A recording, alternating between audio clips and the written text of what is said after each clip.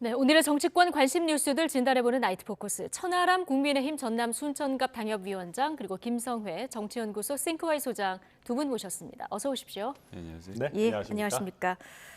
자, 국민의힘 당대표 선거 구도의 마지막 변수가 이제 유승민 전 의원이 출마하느냐 마느냐였는데요. 불출마를 선언을 했습니다. 네. 여러 가지 분석이 나오는데요. 가장 결정적인 이유를 뭐라고 보십니까? 될 것 같지는 않은데 너무 고생을 많이 할 것 같은 거죠. 가장 큰 이유가. 네, 그러니까 이게 그러니까 압도적으로 지지율이 잘 나왔다면 당연히 출마했을 겁니다. 그런데 이제 그런 상황이 아닌데 이제 어찌 보면 지난 경기지사 선거 때처럼 운전박대 당하고 또 어찌 보면 당내에서 굉장히 철저하게 비주류 대접을 받으면서 힘든 선거전을 펼쳐야 되는 것이거든요. 이게 본인에게도 또 주변에 있는 사람에게도 쉬운 일은 아니었을 겁니다.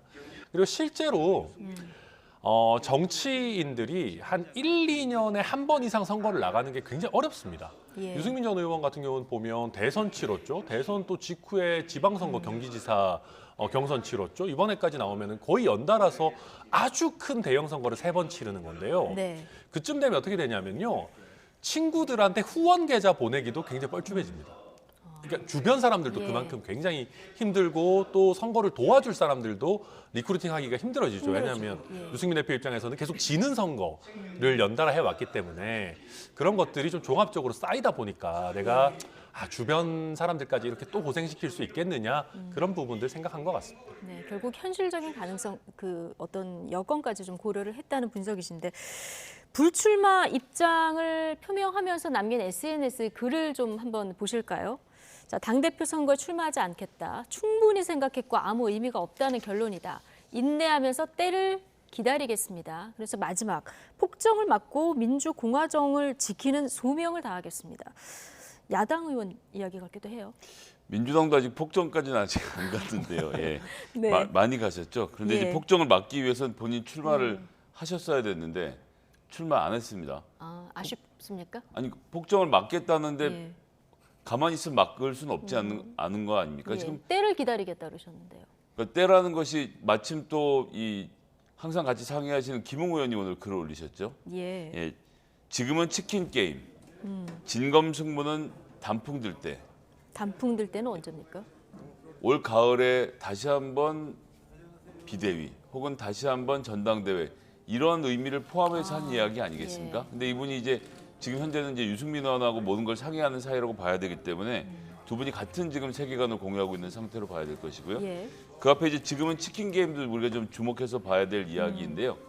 치킨이라는 것은 이제 영미권에서 굉장히 좀 아둔하고 무식한 사람을 이야기를 하는데 두 대 자동차를 서로 전속력으로 서로 마주보고 달리면서 먼저 피하는 사람이 지는 게임이 치킨 게임입니다. 지금 그런 게임을 하고 있는 것이 안철수 의원과 김기현 의원이라는 그 표현을 예. 빗대서 집어넣은 것이라서 지금 하는 경기는 엉망진창이고 진짜 본선은 가을에 벌어질 거라고 하는데 글쎄 전 좀 생각이 다른 게 그럴 생각했으면 유승민 의원이 지금 출마해서 처참하게 두들겨 맞는 모습을 윤핵관들에게 혹은 뭐 초선 의원 40명에게 성명을 당하든 이런 식으로 모습을 보여주고 윤석열 대통령, 윤 정부의 대체제로서의 이미지를 각인시켜 놓을 필요가 있었는데 예. 그걸 하지 못한 채 지나갔기 때문에 단풍이라도 큰 기회는 오지 않을 것 같다. 단풍이라도 그런 큰 생각이 드네요. 기회는 오지 않을 것 같다. 네. 지금 출마하지 않았기 때문에. 네. 예. 김기현 대 안철수. 사실상 뭐 양강 구도는 굳어졌다 이렇게 볼 수 있는데요. 자, 유승민 의원이 불출마를 선언을 했기 때문에 이 표심이 어디로 향할까 이 부분 관심인데 오늘 나온 여론조사를 좀 보시면 자, 이게 공식 후보 출마 후보만 조사한 결과입니다. 그러다 보니까 이제 유승민 후보는 오늘 불출마를 선언했지만 저 조사에서는 없고요. 27일, 28일 양일간 조사한 건데 안철수 후보 39.8, 김기현 후보 36.5, 황교안 7.1, 조경태 3.4, 윤상현 2.4 이 순으로 나타나고 있는데 오차 범위 접전인데 안철수 후보가 좀 앞선 것으로 나오죠. 네, 아무래도 이제 유승민 전 의원을 지지했던 표심은 현재 어떤 김기현 안철수의 구도라면은 안철수 전 의원 쪽으로 갈 가능성이 높습니다.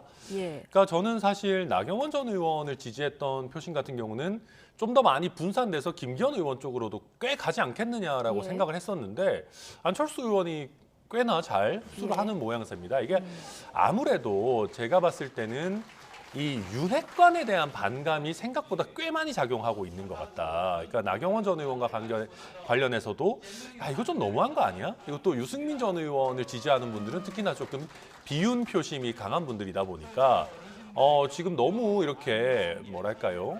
너무 좀 과하게 하고 있는 것들에 예. 대해서 좀 제동을 걸어야 되고 그렇다면 상대적으로 비주류의 느낌이 나는 안철수 의원 쪽으로 조금 더 그 표심은 쏠리는 뭐 상황 아닌가 예. 그렇게 해석이 됩니다. 윤핵관에 대한 반감이 읽히는 여론 흐름이다. 이렇게 읽으셨는데 갤럽은 RN서치보다 조금 이른 시점에 조사를 하긴 했는데요. 자, 여기는 유승민 의원이 포함되어 있습니다. 포함되어 있는데도 안철수 후보가 다자구도에서 42.8, 김기현 의원이 28.2, 유승민 의원이 11.9, 황교안 6.1, 조경태 1.7 이렇게 나타나고 있거든요. 이거는 어떻게 읽으십니까? 그러니까 뭐 이건 어쨌거나 여론조사에 불과하다는 이야기이고요. 저기서 지금 뭐 유승민 표가 어디로 갈 거냐, 나경원 표가 어디로 갈 거냐라고 하는데 실제 선거가 벌어지면 이번처럼 맥 빠진 전당대회에서는 투표를 안 하겠죠. 투표를 안할 것이다. 지난번 예. 투표율이 제가 지금 기억하기로는 30몇 % 수준으로 높지 않았는데 원래 또 이 당원들이 지방선거를 앞두고 대거 모집한 당원들이 좀 포함되어 있기 때문에 자발적인 투표율이 높지 않은 상태에서 이러나 저러나 어차피 윤핵관들이 하는 선거 아니야? 어차피 김기현 의원으로 몰아가는 거 아니야라고 생각한 이 상심한 예.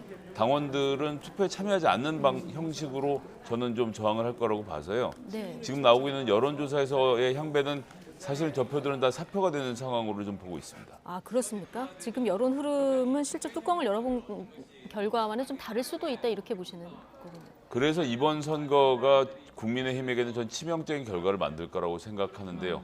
전체 여론조사라면 유승민 의원이 1등을 하고 국민의힘 지지자로 좁히면 안철수 의원이 1등을 하고 그중에서 당원들끼리만 조직적으로 투표를 하면 김기현 의원이 당대표가 된다라고 하면 예. 도대체 이 국민의힘의 당대표가 대표하는 세력은 무엇입니까? 그냥 딱 당원들이요?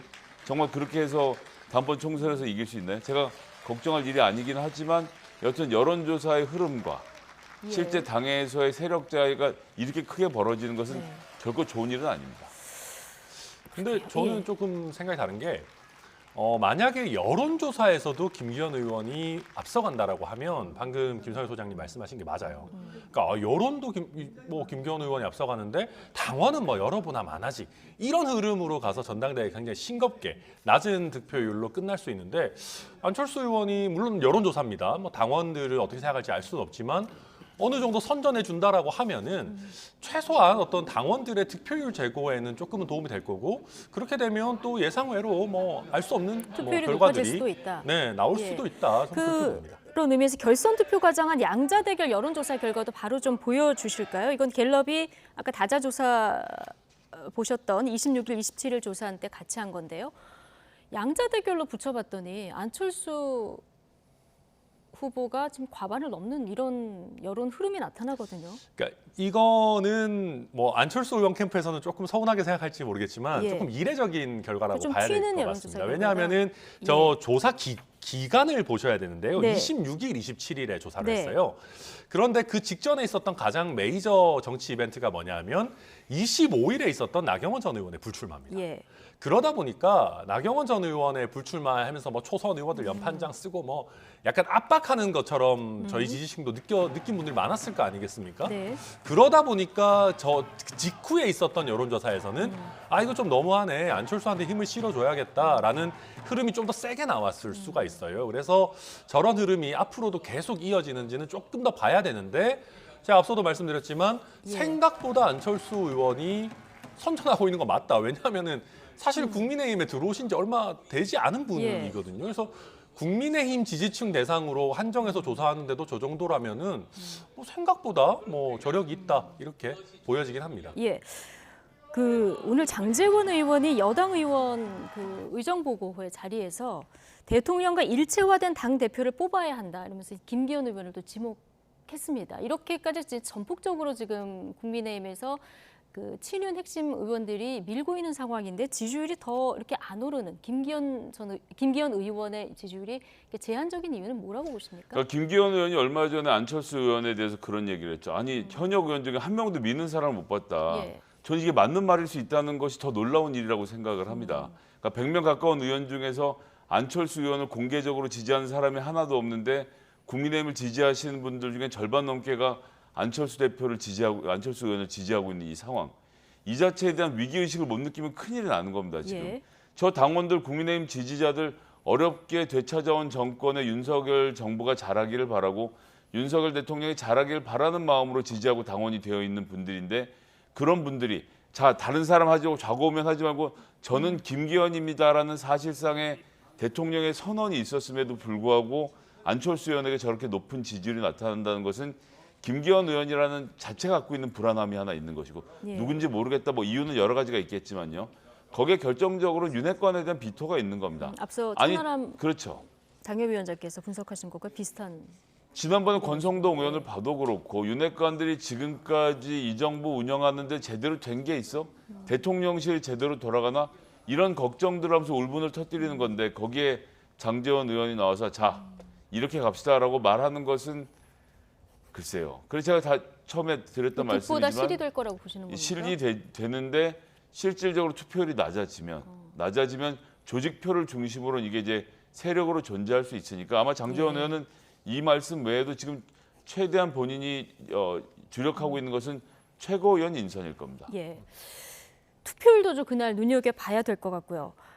안철수 후보는 이에 맞서서 나와 윤석열 대통령의 관계는 손흥민, 케인 같은 어떤 승리의 조합이다 이렇게 또 얘기를 했는데 자 여론의 흐름이 이렇다면 용산의 의중이 조금 분산될 가능성은 없을까요? 대통령실은 지금부터는 최대한 거리를 두려고 할 겁니다. 예. 왜냐하면은 사실은 민훈 후보가 당선되면 다행입니다만은 혹여나 그렇지 않게 되면은 이 대통령의 정치력 자체가 굉장히 흔들리게 되는 것이거든요.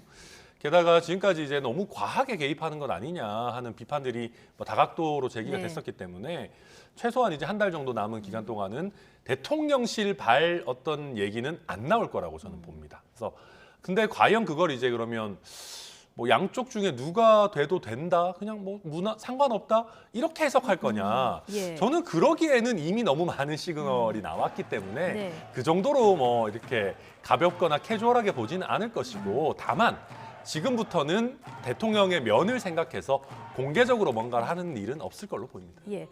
자 오늘 예비 경선 그 컷오프 룰도 확정이 됐고요.